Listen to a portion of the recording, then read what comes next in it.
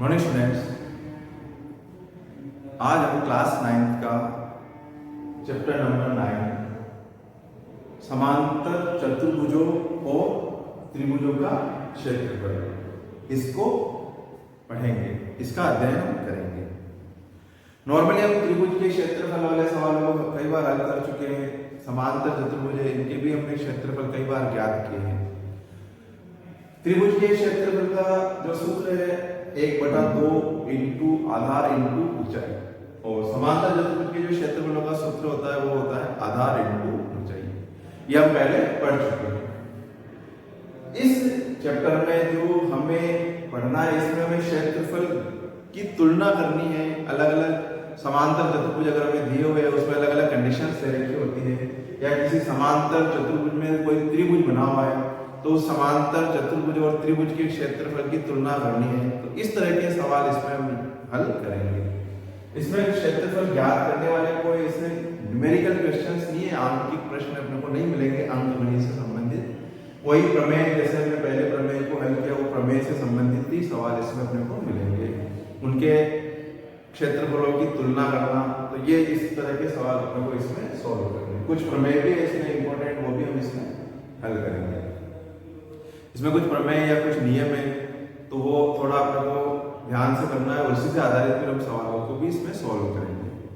सबसे पहले इसमें एक तो कंडीशंस दे रखी, जैसे कि कई अलग अलग आकृतियां अगर हम बनाते हैं, और अगर आकृतियां इस प्रकार से बनी हुई हैं, दो आकृतियां हो सकती है, दो से ज्यादा भी हो सकती है, वो एक ही आधार पर अगर बनी हुई है, मतलब कि ऐसी आकृतियां जैसे त्रिभुज हो सकता है, चतुर्भुज हो सकता है, पर दोनों एक ही भुजा के ऊपर बनी हुई हैं। और कई बार वो ऐसे आकृतियां होती है जिसमें दोनों आधार जिसका कॉमन होता है उसको उभयनिष्ठ आधार बोलते हैं। जैसा कि हमने उसमें भी पहले सवालों को हल किया है, कई बार त्रिभुजों में भी हम उभयनिष्ठ भुजा लेते हैं। तो उभयनिष्ठ आधार हो सकता है, तो ऐसी अलग अलग आकृतियों की भी इसमें अपने को तुलना करनी पड़ेगी, जो आकृतियां एक ही आधार पर बनी हुई हो। और कई बार एक ही आधार के साथ एक कंडीशन और दे देते हैं कि आधार भी कॉमन होना चाहिए, और एक ही समांतर रेखाओं के बीच में बनी हुई आकृतियां होती है, उनकी हमें तुलना करनी है। जैसे कि एक ही आधार व जो समांतर रेखाएं होती है उनका भी एक ही युग्म होता है, एक ही समांतर रेखाओं में।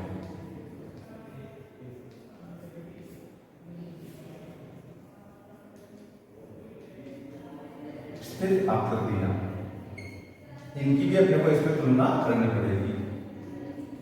ऐसी आकृतियां जो एक ही भुजा के ऊपर बनी हुई है, जिनका आधार एक ही और कॉमन उभयनिष्ठ आधार कह सकते हैं उसको हम, और समांतर रेखाओं का युग्म भी उसी के अंतर्गत आना चाहिए, वो दोनों आकृतियां।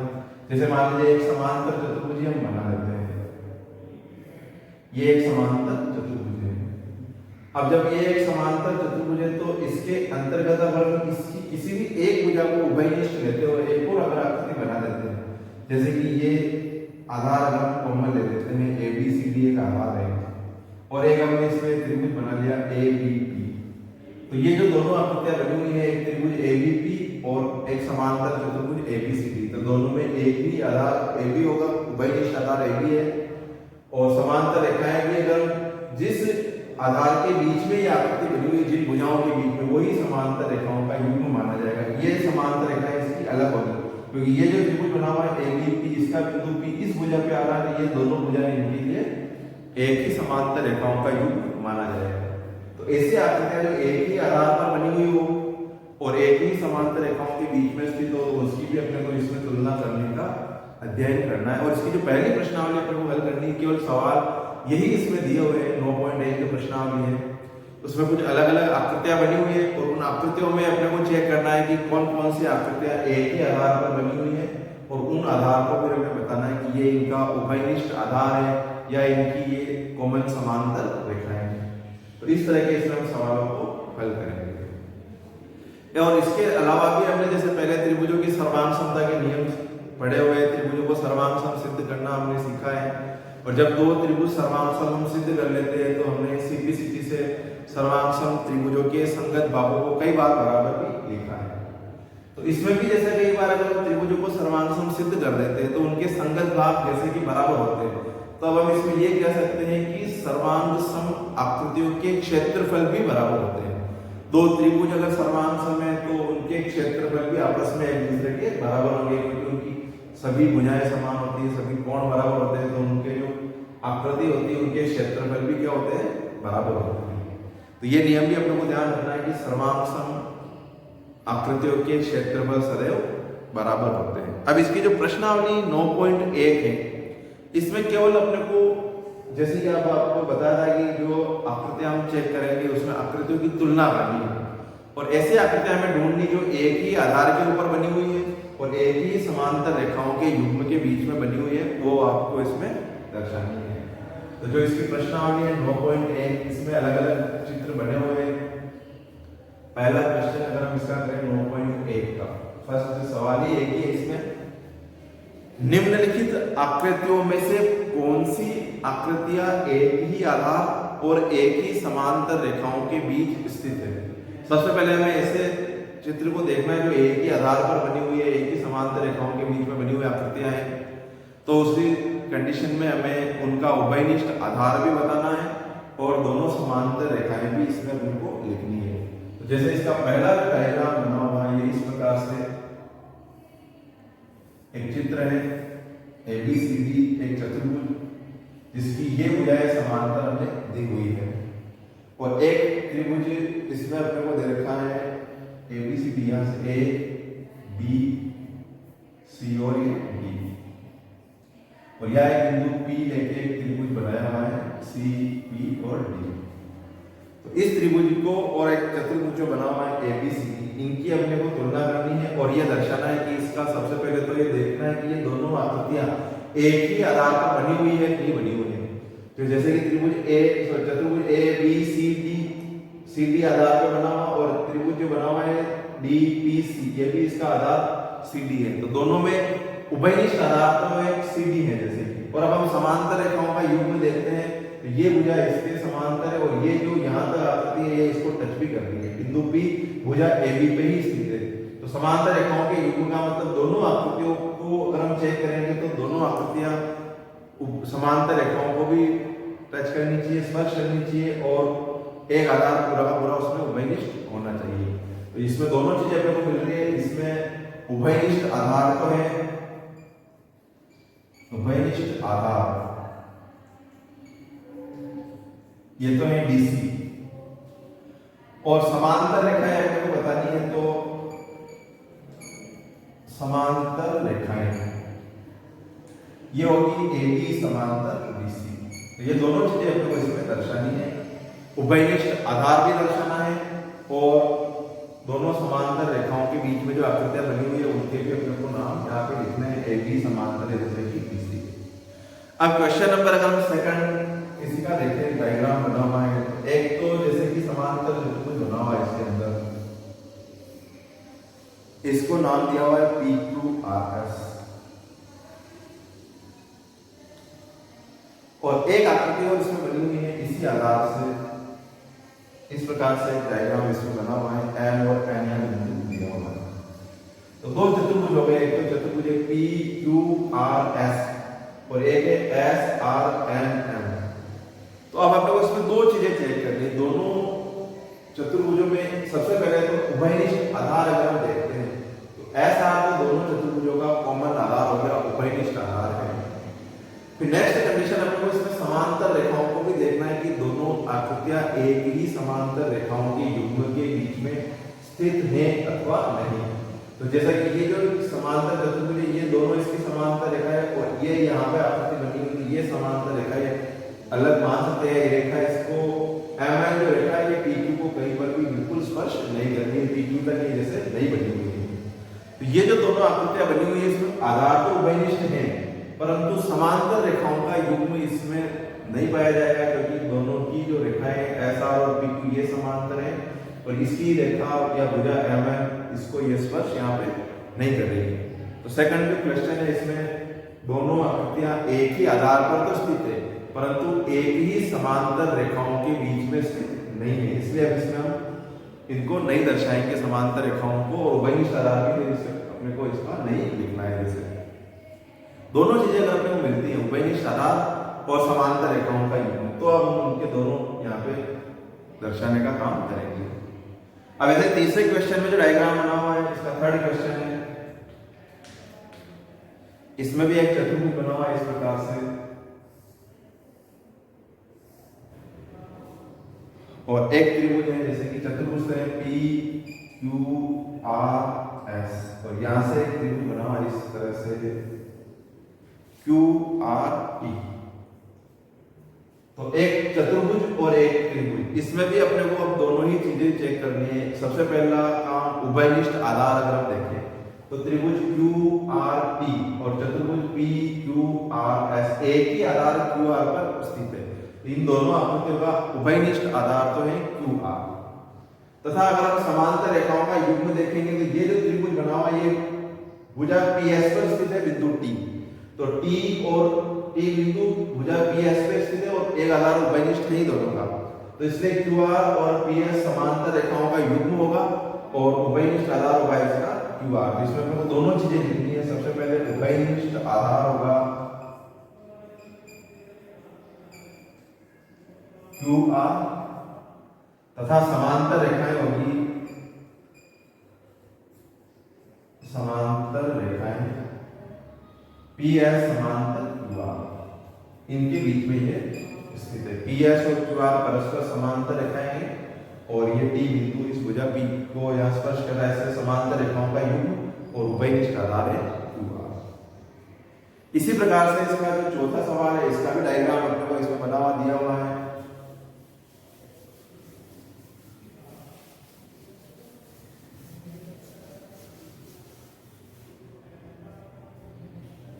क्वेश्चन नंबर 4 का जो चित्र है इसमें भी समांतर चतुर्भुज ए बी सी डी और एक त्रिभुज बना हुआ है इसके अंदर पी क्यू और आर। तो दो आकृतियां, एक तो त्रिभुज है पी क्यू आर और एक समांतर चतुर्भुज है जैसे कि ए बी सी डी। तो सबसे पहले अगर हम इनके आधार को देखेंगे तो चतुर्भुज ए बी सी डी और त्रिभुज पी क्यू आर, तो इसमें जो पी क्यू भुजा इस आधार पर बनी हुई है पी क्यू पे, तो इसमें पूरा ही आधार यानी कि पूरी भुजा इसमें हमको उभयनिष्ठ नहीं मिल रही है, क्योंकि बीसी भुजा पूरी यहाँ से आकर और त्रिभुज बना हुआ है पी से क्यू, यहाँ से त्रिभुज बना हुआ है पी क्यू आर। तो इन दोनों आकृतियों में कोई सी भी भुजा उभयनिष्ठ नहीं है। पी क्यू आर और ए बी सी डी इनमें उभयनिष्ठ भुजा इसमें मौजूद नहीं है। हाँ, समांतर रेखाओं का युग्म अगर हम देखें तो पी क्यू और ए डी परस्पर समांतर है बी सी ए डी के, परंतु इसमें उभयनिष्ठ आधार मौजूद नहीं है, इसलिए हम इसकी भी दोनों चीजें हम इसमें नहीं लिखेंगे। उभयनिष्ठ आधार भी नहीं लिखना है और इसकी हम ये समांतर रेखाओं का युग्म भी इसमें हम नहीं लिखेंगे। नेक्स्ट जो क्वेश्चन नंबर 5 है इसका डायग्राम बना हुआ है।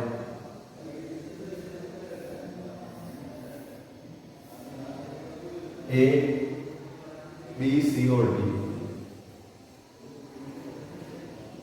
और इसमें फिर यहां से बिंदु है पी और एक बिंदु यहां पे लेते हैं क्यू, सी यहां लेते हैं।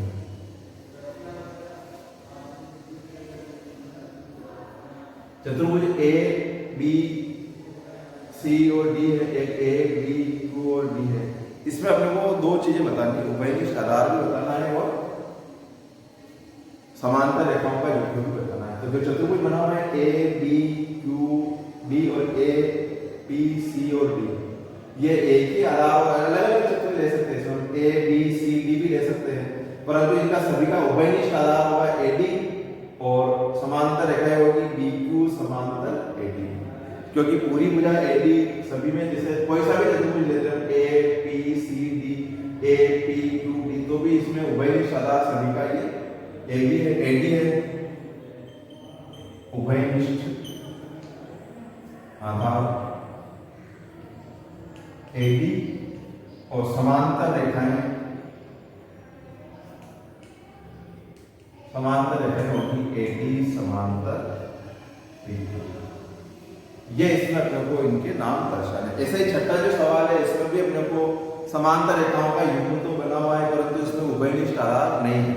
तो इसमें भी हम उनके नाम ही लिखेंगे, जैसे कि क्योंकि उसमें कोई भी भुजा उभयनिष्ठ नहीं है, अलग अलग आकृतियां इसमें अगर हम देखेंगे तो कोई भी भुजा उभयनिष्ठ नहीं है, तो इससे उसको भी हम उसमें केवल डायग्राम बना के लिख देंगे कि ये एक ही आधार पर स्थित आकृतियां नहीं है। तो ऐसी आकृतियां जो एक ही आधार और एक ही समांतर रेखाओं के बीच में बनती है, उनकी इसमें अपने को तुलना करनी थी।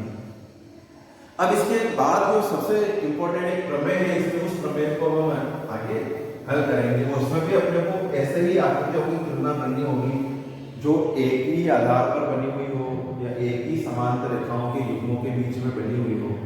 तो इसकी जो फर्स्ट प्रमेय अपने को दे रखी है, इसमें एक ही आधार और एक ही समांतर रेखाओं के बीच स्थित समांतर चतुर्भुजों के क्षेत्रफल बराबर होते हैं। ये इसकी एक प्रमेय है, और ये जितने भी हम सवाल करेंगे इस सवाल के अंतर्गत अपने को इस प्रमेय की बहुत ज्यादा जरूरत पड़ेगी। इसमें कुछ अलग अलग प्रमेय है, अलग अलग नियम है, उनको हम एक एक करके सिद्ध करेंगे। तो पहली प्रमेय है कि एक ही आधार और एक ही समांतर रेखाओं के बीच स्थित समांतर चतुर्भुजों के क्षेत्रफल बराबर होंगे। मतलब अगर हम दो समांतर चतुर्भुज एक ही आधार पर बनाते हैं और एक ही समांतर रेखाओं का युग्म अगर उसमें अगर हम लेते हैं तो उनके क्षेत्रफल अपने को बराबर सिद्ध करने हैं। तो प्रमेय नंबर है जैसे कि 9.1,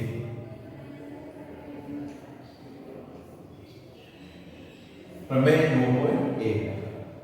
तो ऐसे दो समांतर चतुर्भुज बनाने जो एक ही आधार पर बने हुए हो और एक ही समांतर रेखाओं के बीच में स्थित हो। तो सबसे पहले जैसे कि हम एक समांतर चतुर्भुज बनाते हैं,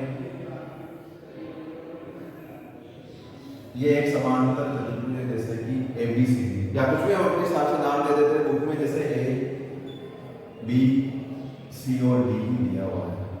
अब इसको उभयनिष्ठ आधार लेते हुए एक समांतर चतुर्भुज और बनाते हैं। तो वो समांतर चतुर्भुज हम किसी भी डायरेक्शन में बना सकते हैं। तो जैसे कि एक बिंदु ये इसका यहाँ से यहाँ तक अगर ये रेखा बनाते हैं तो इसके समांतर जो रेखा बनेगी वो इस प्रकार से बनेगी। तो इस प्रकार से जो दूसरा चतुर्भुज बनेगा DC, इसको भी हम अलग नाम दे देते हैं, P और Q ले देते हैं, जैसे कि P और ये। तो दो समांतर चतुर्भुज इसमें हमने बनाया ABCD और QPC और D। तो दोनों समांतर चतुर्भुज इसमें एक ही आधार DC पर बने हुए हैं, और ये जो रेखा होगी A से P तक, ये इसकी पूरी समांतर रेखा होगी DC के। तो ये हमें इसमें दिया हुआ है, दिया है समांतर चतुर्भुज ABCD एवं QPCD एक ही आधार, यानी कि जो उभयनिष्ठ आधार है DC तथा समांतर रेखाएं जो है इनकी समांतर रेखाओं A से लेकर B तक जो पूरी रेखा है वो समांतर होगी DC के। तो एक ही समांतर DC में स्थित है। ये इसमें हमने जो दी हुई कंडीशन है उसके हिसाब से दो समांतर चतुर्भुज बनाए, एक समांतर चतुर्भुज ABCD और एक QPCD या DCPQ। तो दोनों समांतर चतुर्भुज एक ही आधार DC और एक ही समांतर रेखाओं के बीच में स्थित है। और अब हमें इसमें सिद्ध करना है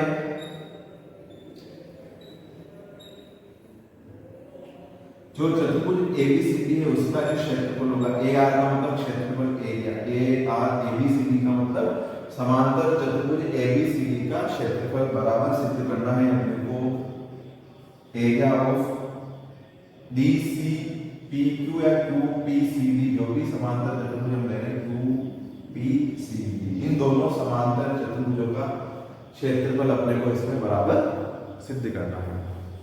दी हुई कंडीशन होगी, ये इसमें अपने को सिद्ध करना है। इसमें अपने को किसी रचना की जरूरत नहीं है, जो डायग्राम बना हुआ उसी से हम इसको सिद्ध करते हैं। तो यहाँ पे जैसे कि हम लेते हैं उत्पत्ति,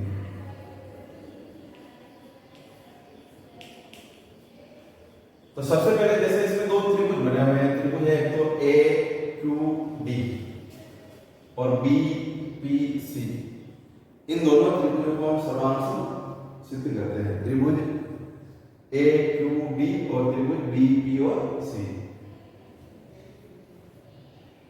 त्रिभुज ए क्यू डी व त्रिभुज डी बी सी में।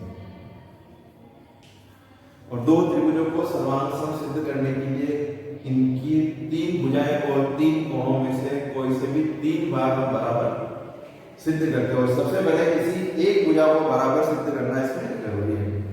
तो अलग अलग हम भुजाओं की या कोणों की तुलना करते हैं, जैसे कि इसमें तो चतुर्भुज एबीसीडी भी एक समांतर चतुर्भुज है और चतुर्भुज क्यूपीसीडी ये भी एक समांतर चतुर्भुज है। तो समांतर चतुर्भुजों के गुणधर्मों को काम में लेते हुए इन दोनों त्रिभुजों को हम सर्वांग सिद्ध करेंगे। तो सबसे पहले अगर हम भुजा देखते हैं एडी भुजा, इसकी सम्मुख भुजा है बीसी। समांतर चतुर्भुज एडी और बीसी एक दूसरे की सम्मुख भुजाएं हैं, तो एडी बराबर हम लिख सकते हैं इसमें बीसी। एडी भुजा बराबर होगी बीसी के, और कारण इसका समांतर चतुर्भुजों के सम्मुख कोण। सम्मुख कोण तो एडी भुजा हमने लिखी बराबर बीसी। वैसे अगर हम चाहें तो डीक्यू भुजा को सीपी के बराबर लिख सकते हैं, परंतु जब हम किसी भी त्रिभुज की दो भुजाएं बराबर सिद्ध कर देते हैं तो फिर अपने को तीसरी भुजा बराबर सिद्ध करनी होगी या फिर हमें उसका बीच का कोण बराबर सिद्ध करना होगा। तो जैसे कि अगर हम बीच का कोण लेंगे तो फिर हमें इस कोण को इसके बराबर सिद्ध करना होगा। तो इसके लिए फिर अपने को अलग अलग कोणों की तुलना करके फिर इनको बराबर लाना पड़ता है। तो इसके लिए हम एक भुजा लेनी है, तो अब हम केवल कोई से भी दो कोण बराबर सिद्ध कर देते हैं। तो जैसे कि एडी और बीसी समांतर भी हैं, तो समांतर भुजाओं से बनने वाले संगत कोण भी हम बराबर लिख सकते हैं। तो ये जो कोण, इसको नंबर डाल देते हैं, जैसे कि अगर हम 1, ये 2, ये 3 और ये 4 इन त्रिभुजों के अलग अलग कोणों के नंबर डाल दिए। जैसे कोण 1 इसका संगत कोण होगा 3, क्योंकि ये इसी दिशा में बना हुआ कोण है, दोनों रेखाएं समांतर है एडी और बीसी, तो कोण 1 संगत कोण होगा 3 का। तो चूंकि एडी रेखा समांतर है बीसी के, इसलिए कोण 1 बराबर होगा कोण 3 और कारण संगत कोण से।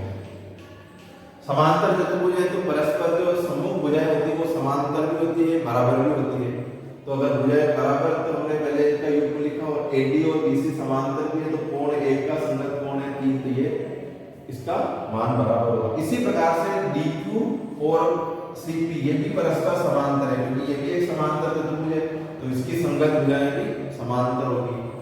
तो इसी प्रकार डीक्यू समांतर है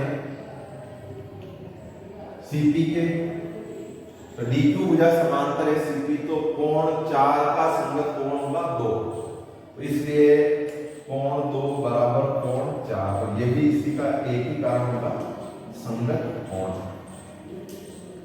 तो जब हमने दोनों त्रिभुजों के दो कोण तथा एक भुजा को बराबर सिद्ध किया, तो इस प्रकार से दोनों त्रिभुज सर्वांग होंगे। त्रिभुज ए क्यू डी सर्वांग त्रिभुज होगा ये त्रिभुज बी पी सी के, और नियम होगा इसमें ए ए एस का। कोण कोण भुजा के नियम से दोनों त्रिभुज सर्वांग होंगे। अब जैसा कि आपको पहले बताया था कि जब कोई से भी दो आकृतियां कोई से भी हो सकती हो, अगर वो सर्वांग आकृतियां हैं तो उनके क्षेत्रफल भी हम बराबर लिख सकते हैं।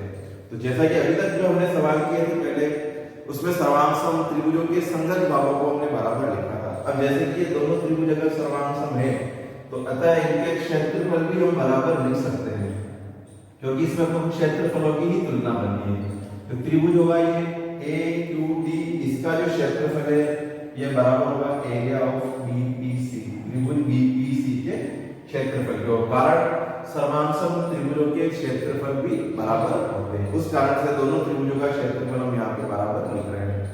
तो एक तरह से इस त्रिभुज का जो क्षेत्रफल है वो हमने इस त्रिभुज के क्षेत्रफल के बराबर सर्वांग समता के नियम से सिद्ध किया है। अब हमें त्रिभुज के अंतर्गत जो ये एक आकृति और इसमें एक्स्ट्रा बनी हुई है दोनों त्रिभुजों के साथ जुड़ी हुई डी सी बी क्यू, ये उभयनिष्ठ आकृति है दोनों समांतर चतुर्भुज में जो आ रही है। समांतर चतुर्भुज एबीसीडी में भी ये भाग मिलेगा अपने को, और समांतर चतुर्भुज क्यूपीसीडी उसका भी ये भाग कॉमन भाग होगा दोनों समांतर चतुर्भुज में। तो अगर हम ये जो उभयनिष्ठ भाग है दोनों चतुर्भुजों के अंतर्गत बना हुआ, तो अगर हम इस त्रिभुज ए क्यू डी में अगर इस क्षेत्रफल को जोड़ देते हैं, मतलब ये क्षेत्रफल अगर इस त्रिभुज के क्षेत्रफल में जोड़ देते हैं तो पूरा चतुर्भुज एबीसीडी का क्षेत्रफल हो जाएगा। ये दोनों क्षेत्रफल मिलकर पूरा क्षेत्रफल एबीसीडी बनाएंगे। इसी प्रकार से इस क्षेत्रफल को अगर हम बीपीसी इस त्रिभुज में जोड़ते हैं तो भी ये जो आकृति है पूरा यूपीसीडी ये भी एक समांतर चतुर्भुज के क्षेत्रफल में परिवर्तित हो जाएगी। और जब हम किसी भी समीकरण के दोनों पक्षों में अगर कोई समान पद जोड़ते हैं तो समीकरण के मान में कोई फर्क नहीं पड़ता है। तो जब हमने दोनों त्रिभुजों के क्षेत्रफल बराबर सिद्ध किए यहाँ तो दोनों त्रिभुजों के क्षेत्रफल में ये जो बीच में उभयनिष्ठ भाग बना हुआ ये क्षेत्रफल हम दोनों पक्षों में जोड़ देते हैं। तो इसको पहले हम जैसे कि समीकरण 1 डाल देते हैं। समीकरण 1 के दोनों पक्षों में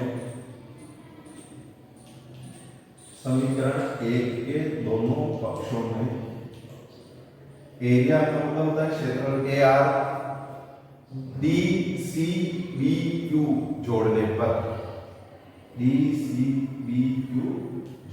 दोनों पक्षों में हम एक ही क्षेत्रफल को जोड़ेंगे तो समीकरण के दोनों पक्ष पुनः उसी प्रकार से बराबर रहेंगे। तो A R A two D plus A R D C E Q और ये बराबर होगा A R BPC plus A R D C E Q. दोनों में एक ही पद जोड़ रहे दोनों पक्षों में। तो इस त्रिभुज में अगर ये क्षेत्रफल जोड़ेंगे तो ये पूरा समांतर चतुर्भुज का क्षेत्रफल बन जाएगा A R A B C D. इन दोनों आकृतियों का जो कुल क्षेत्रफल होगा वो समांतर चतुर्भुज एबीसीडी का क्षेत्रफल हो जाएगा और बराबर ए आर बीपीसी में अगर हम डीसीक्यू जोड़ते हैं तो ये भी समांतर चतुर्भुज क्यूपीसीडी का क्षेत्रफल हो जाएगा क्यूपीसी और डी। तो इस प्रकार से जब वो समांतर चतुर्भुज एक ही आधार और एक ही समांतर रेखाओं के बीच में स्थित होते हैं तो उनके क्षेत्रफल भी एक दूसरे के बराबर होते हैं। ये एक इंपॉर्टेंट प्रमेय भी है और इस प्रमेय को हम काम में लेते हुए इसके सवालों को भी हल करेंगे। जो प्रश्नावली के सवाल हम हल करेंगे 9.2 के। इसके पश्चात और कुछ प्रमेय या कुछ नियम है वो भी आपको कुछ पढ़ने हैं। तो वो जो नेक्स्ट क्लास हम पढ़ेंगे उसमें अलग अलग प्रमेय है या अलग कोई भी नियम है तो वो भी हम इसके साथ ही समझ लेंगे।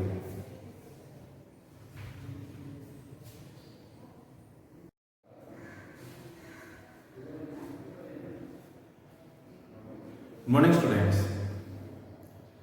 लास्ट जो क्लास हमने अटेंड की थी आपने जो चैप्टर पढ़ा था हमने उसमें हमने चैप्टर नंबर 9 जिसमें समांतर चतुर्भुज और त्रिभुजों के क्षेत्रफल के बारे में एक प्रमेय सिद्ध की थी समांतर चतुर्भुजों के क्षेत्रफल के लिए। उसमें हमने सिद्ध किया था कि जब दो समांतर चतुर्भुज एक ही आधार और एक ही समांतर रेखाओं के बीच में स्थित होते हैं तो उन समांतर चतुर्भुजों के क्षेत्रफल बराबर होते हैं। अब इसके पश्चात इसमें एक उदाहरण दिया हुआ आपके जैसे एग्जाम्पल नंबर दिया हुआ अपने को इसमें सेकंड एग्जाम्पल है तो एक तरह से वो नियम भी है हम उसको प्रमेय मान सकते हैं। उसी को हम काम में भी लेंगे जब हम सवालों को करेंगे। तो इसमें ये नियम है कि जब कोई भी दो आकृतियां जिसमें एक तो समांतर चतुर्भुज है और अगर उसी समांतर चतुर्भुज में कोई त्रिभुज बना हुआ है तो एक ही आधार पर बने हुए समांतर चतुर्भुज और एक ही समांतर रेखाओं की कंडीशन भी उसमें रहेगी कि एक समांतर चतुर्भुज और एक त्रिभुज अगर एक ही आधार पर और एक ही समांतर रेखाओं के बीच में स्थित हैं तो जो समांतर चतुर्भुज का क्षेत्रफल होता है उससे उसके अंतर्गत बने हुए त्रिभुज का क्षेत्रफल उसका आधा होता है। जैसे कि एक समांतर चतुर्भुज ये बना हुआ है ए बी सी और बी और इसी समांतर चतुर्भुज में अगर हम एक भुजा उभयनिष्ठ लेते हुए त्रिभुज इस प्रकार से बनाते हैं कि वो समांतर रेखाओं के बीच में भी स्थित है। तो मान लीजिए जैसे कि ये एक त्रिभुज है ए पी और बी तो एक ही आधार और एक ही समांतर रेखाओं के बीच में स्थित जो त्रिभुज और समांतर चतुर्भुज दोनों आकृतियां हैं उसमें से जो त्रिभुज का क्षेत्रफल होगा वो समांतर चतुर्भुज के क्षेत्रफल का आधा होगा। और इसको आप चाहो तो सत्यापित भी कर सकते हो, क्योंकि समांतर चतुर्भुज का क्षेत्रफल होता है आधार इंटू ऊंचाई। तो इन दोनों त्रिभुजों समांतर चतुर्भुज का उभयनिष्ठ आधार को हम ले रहे हैं एडी, और ऊंचाई का मतलब होता है कि समांतर रेखाओं से, जैसे यहाँ से अगर मैं लंब रेखा डालते हैं शीर्ष से, तो ये इस समांतर चतुर्भुज की ऊंचाई होगी।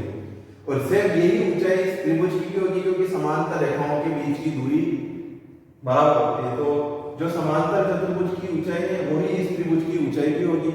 तो इसका क्षेत्रफल आधार इंटू ऊंचाई, और त्रिभुज का जो क्षेत्रफल होता है वो होता है 1/2 इंटू आधार इंटू ऊंचाई। तो चूंकि आधार और ऊंचाई दोनों बराबर है, तो इसलिए त्रिभुज का जो क्षेत्रफल होगा वो समांतर चतुर्भुज के क्षेत्रफल का आधा होगा। तो ये नियम हम इसमें जब सवाल करेंगे तो इसको भी हम काम में लेंगे कि एक त्रिभुज और एक समांतर चतुर्भुज अगर एक ही आधार और एक ही समांतर रेखाओं के बीच में स्थित है, तो त्रिभुज का जो क्षेत्रफल होता है वो समांतर चतुर्भुज के क्षेत्रफल का आधा होता है। अब इसी के आधार पर हम प्रश्नावली 9.2 के सवालों को हल करते हैं। प्रश्नावली 9.2 क्वेश्चन नंबर फर्स्ट, सबसे इंपॉर्टेंट सवाल है ये। एक तरह से इसका ज्यादातर एग्जाम में यही आता है, क्योंकि इसमें अपने को संख्यात्मक मान भी अपने को दिए हुए हैं। तो इसमें एक समांतर चतुर्भुज हमें दिया हुआ है ABCD, और उस पर एक लंब रेखा दी हुई है AE लंब है DC पर, और CF लंब है AD पर। एक समांतर चतुर्भुज सबसे पहले हम बनाते हैं।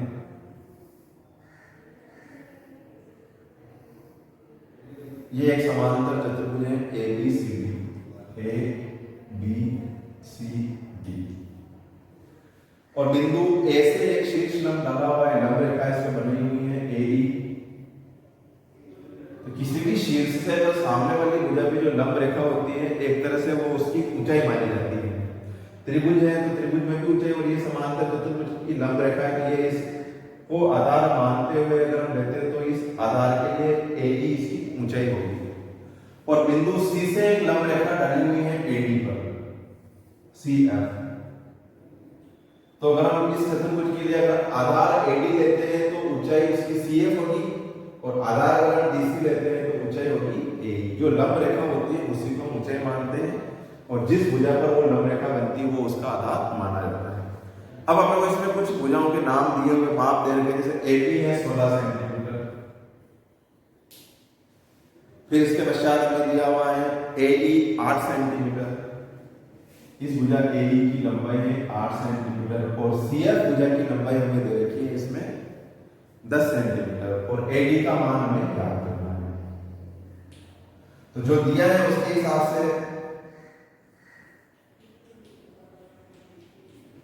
ABCD एक समांतर चतुर्भुज है।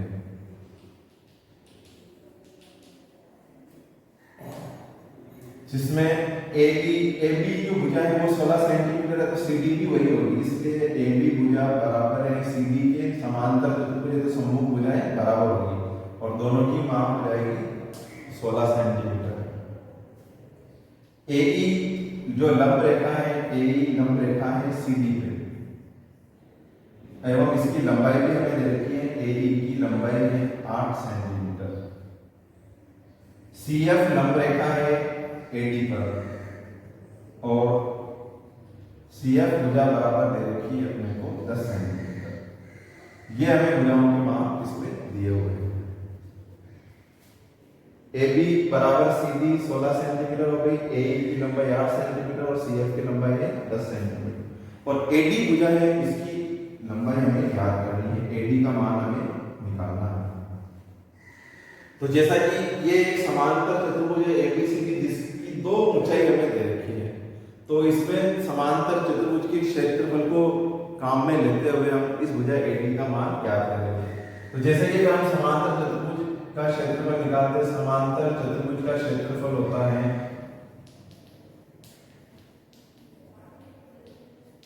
आधार इंटू ऊंचाई। ये एक समांतर चतुर्भुज का क्षेत्रफल होगा।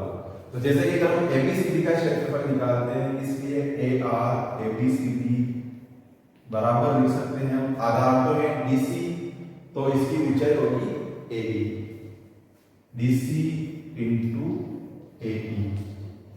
और अब हम यहां से इसका क्षेत्रफल याद करते हैं तो डीसी का मान तो है 16 सेंटीमीटर और इसकी ऊंचाई है 8 सेंटीमीटर। 16 इंटू 8, तो इसका क्षेत्रफल आ जाएगा अपने 128 वर्ग सेंटीमीटर। आधार डीसी ले तो ऊंचाई को हमें ए ही लेना पड़ेगा। जिस भुजा को आधार लेते हैं उस पर बना हुआ लंब ही उसकी ऊंचाई होगा। और अगर हम इसी समांतर चतुर्भुज का क्षेत्रफल वापस याद करते हैं आधार एडी लेते हुए, A R A B C D, उन्हें इसी समांतर चतुर्भुज को लेना है क्षेत्रफल। आधार तो हम लेंगे एडी, तो उसकी ऊंचाई को लेंगे हम सी एफ। एडी भुजा का मान हमें ज्ञात करना है और सीएफ की लंबाई हमें दे रखी है 10 सेंटीमीटर। अब जैसे कि एबीसीडी का क्षेत्रफल यहां से हमने ज्ञात किया वो 128 है, तो एक ही चतुर्भुज का क्षेत्रफल हम इस आधार को और इस ऊंचाई को लेंगे, या ये आधार और ये ऊंचाई लेते तो इनके क्षेत्रफल में कोई परिवर्तन नहीं होगा। तो एबीसीडी का क्षेत्रफल 128 और ये भी एक एबीसीडी का क्षेत्रफल है जहां हमने लिखा एडी इंटू 10, एडी इंटू 10। तो अतः हम ये लिख सकते हैं एबी एबीसीडी का क्षेत्रफल है, तो जो एडी इंटू 10 इसका जो मान बराबर होगा वो समांतर चतुर्भुज एबीसीडी के क्षेत्रफल 128 इसके बराबर लिख सकते हैं। एडी इंटू 10 बराबर 128। और अब यहां से एडी का मान ज्ञात करेंगे तो एडी बराबर होगा 128 बटा 10। पक्षांतरण करेंगे 10 का गुणा में उसके भाग में चला जाएगा। तो यहां से अगर हमें एडी भुजा की जो लंबाई मिलेगी वो 128 में 10 का भाग देंगे तो 12.8 सेंटीमीटर। ये इस भुजा की लंबाई हमें प्राप्त होगी। समांतर चतुर्भुज के क्षेत्रफल के सूत्र को काम में लेते हुए आधार इंटू ऊंचाई इसके लिए भी लगाया और वापस अगर हमने आधार चेंज किया तो ऊंचाई भी इसकी सीएफ हो गई और यहां से फिर हमने इसमें एडी भुजा की लंबाई क्या की। अब इसका जो अगला क्वेश्चन है सवाल नंबर 2, क्वेश्चन नंबर 2 इसको सॉल्व करते हैं।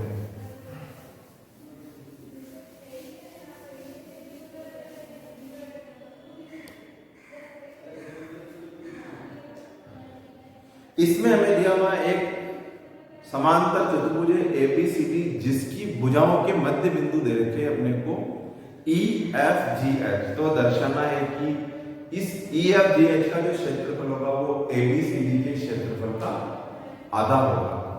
तो जैसे कि सबसे पहले एक समांतर चतुर्भुज लेते हैं एबीसीडी, ये एक समांतर चतुर्भुज है ए बी सी और डी। अब इस समांतर चतुर्भुज में जो भुजाएं दे रखी हैं चारों भुजाओं के मध्य बिंदु दे रखे हैं अपने को ई एफ जी एच। तो जैसे कि ए बी का मध्य बिंदु हम ई ले लेते हैं, बी सी का एफ, सी डी का जी और ए डी का मध्य बिंदु एच। तो ए बी सी डी इसकी भुजाओं के मध्य बिंदु है ई एफ जी और एच। और अब हमें इसमें सिद्ध करना है कि ये जो चतुर्भुज बनेगा ई एफ जी एच, इसका जो क्षेत्रफल होगा वो समांतर चतुर्भुज एबीसीडी के क्षेत्रफल का आधा होगा। तो जो हमें दिया हुआ है समांतर चतुर्भुज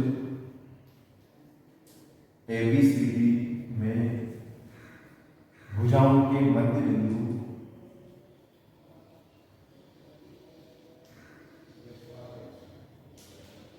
क्रमशः ई एफ जी व एच है और सिद्ध करना है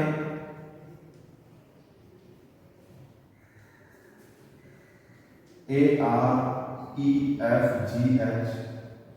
ई एफ जी एच का जो क्षेत्रफल होगा वो 1/2 A R A B C D के बराबर होगा। तो समांतर चतुर्भुज ए बी सी डी का क्षेत्रफल और ई एफ जी एच का क्षेत्रफल जब हम तुलना करेंगे तो ई एफ जी एच को ए बी सी डी का आधा सिद्ध करना है। अब इसमें हम एक रचना करते हैं। रचना ये जैसे कोई से भी समभुज भुजाओं के दो मध्य बिंदुओं को मिला देते हैं। तो जैसे मान लो एच को एफ से मुझे मिला है, एच व एफ को मिला है,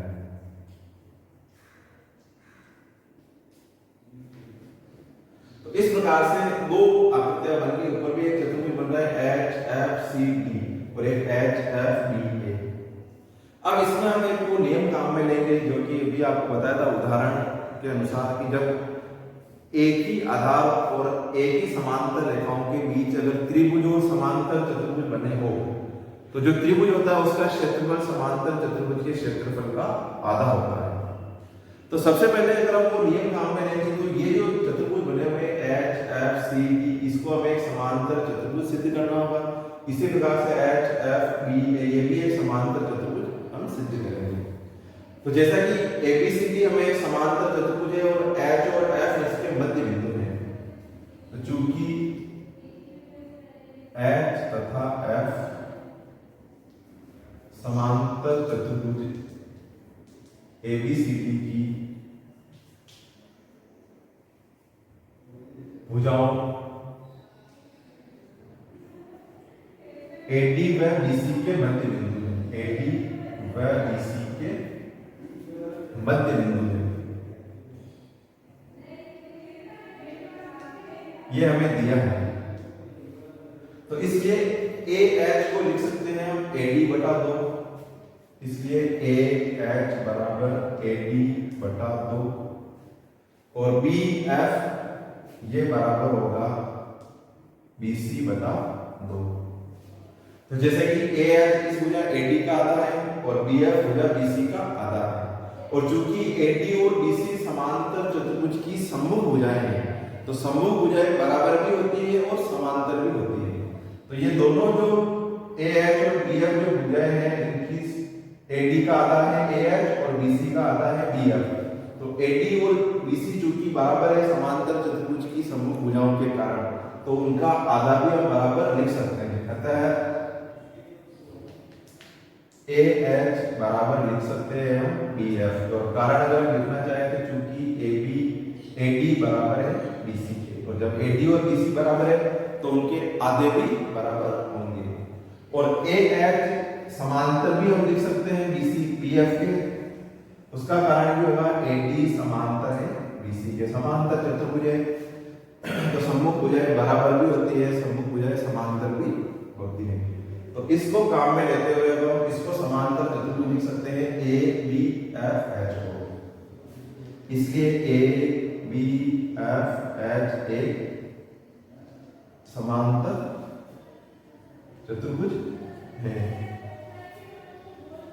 तो ए बी एफ एच एक समांतर चतुर्भुज है। तो अब हम इसमें अलग अलग आकृतियों की तुलना करते हैं। ए बी एफ एच एक समांतर चतुर्भुज है और एक त्रिभुज बना हुआ है एच ई एफ। तो ये दोनों आकृतियां एक तो समांतर चतुर्भुज और एक त्रिभुज, ये एक ही आधार पर स्थित है।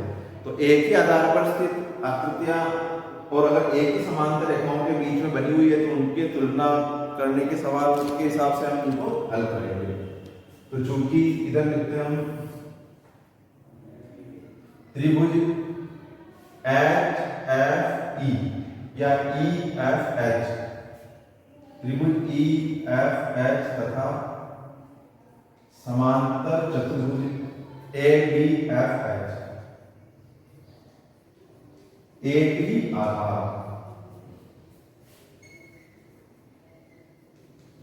अब इस आधार को हम लेंगे एच एफ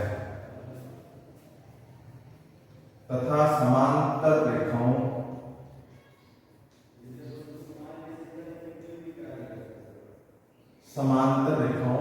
ए बी समांतर एच एफ, ए बी समांतर एच एफ में स्थित है। तो एक त्रिभुज और एक समांतर चतुर्भुज एक ही आधार और एक ही समांतर रेखाओं के बीच में स्थित है। तो जब ये दोनों कंडीशन होती है तो इसलिए इस त्रिभुज का जो क्षेत्रफल होगा ई एफ एच ये बराबर होगा 1/2 A R A B F H के। त्रिभुज H A E F H का क्षेत्रफल बराबर होगा समांतर चतुर्भुज ए बी एफ एच के आधे के बराबर होगा। एक ही आधार तथा एक ही समांतर रेखाओं के बीच में स्थित है, इसलिए तो इस त्रिभुज का क्षेत्रफल हमने लिखा इस समांतर चतुर्भुज के क्षेत्रफल का आधा। अब सेम यही नियम हम ऊपर वाले समांतर चतुर्भुज के लिए भी लगा सकते हैं। तो ये कंडीशन यहाँ आ गई, तो अब हम यहाँ इसको डायरेक्ट लिख सकते हैं इसी प्रकार, सीधा ही सेम कंडीशन है, इसको हम नंबर डाल देते हैं एक और यहाँ लिख देते हैं हम इसी प्रकार से। तो अब इसमें डायरेक्ट इस त्रिभुज का जो क्षेत्रफल होगा HFG, त्रिभुज HFG इसका जो क्षेत्रफल है ये बराबर होगा 1/2 AR HFCD के। सेम इसी नियम से एक ही आधार और एक ही समांतर रेखाओं के बीच में बने हुए त्रिभुज और समांतर चतुर्भुज में त्रिभुज का क्षेत्रफल समांतर चतुर्भुज के क्षेत्रफल का आधा होता है। अब हम इन दोनों समीकरणों को जोड़ देते हैं, समीकरण 1 प्लस समीकरण नंबर 2। तो AREFH प्लस ARHFG ये बराबर होगा 1/2 ARABFH और प्लस 1/2 ARHFCD के। तो इन दोनों त्रिभुजों के क्षेत्रफल को जोड़ेंगे EFH और HFG को, तो दोनों के क्षेत्रफल को जोड़ने से चतुर्भुज EFGH बन जाएगा। तो इधर से हमें मिलेगा AREFGH और ये बराबर होगा ABFH और इसका क्षेत्रफल है HFCD। दोनों के क्षेत्रफलों को अगर हम जोड़ते हैं, क्योंकि इसमें 1/2 को अगर हम कॉमन ले लेते हैं तो इनके क्षेत्रफल ARABFH प्लस HFCD दोनों के क्षेत्रफल को जोड़ेंगे। तो ABFH का जो क्षेत्रफल है उसमें अगर हम HFCD का क्षेत्रफल जोड़ देते हैं तो ये पूरा क्षेत्रफल आ जाएगा 1/2 ARABCD के। तो इसमें हमने इस चतुर्भुज को समांतर चतुर्भुज सिद्ध करके इस त्रिभुज का जो क्षेत्रफल है वो समांतर चतुर्भुज के क्षेत्रफल का आधा लिया और फिर पुनः वापस यही नियम हमने ऊपर वाले समांतर चतुर्भुज और त्रिभुज के लिए भी काम में लेके इन दोनों क्षेत्रफलों को जोड़ने से ये दोनों त्रिभुजों के क्षेत्रफल को हम EFGH का क्षेत्रफल लिख सकते हैं और ABFH और HFCD दोनों जो समांतर चतुर्भुज है उनका क्षेत्रफल होगा ABCD के क्षेत्रफल के बराबर। तो अब जो नेक्स्ट हम सवाल करेंगे क्वेश्चन नंबर 3 से, ये हम नेक्स्ट क्लास में इसको सॉल्व करेंगे।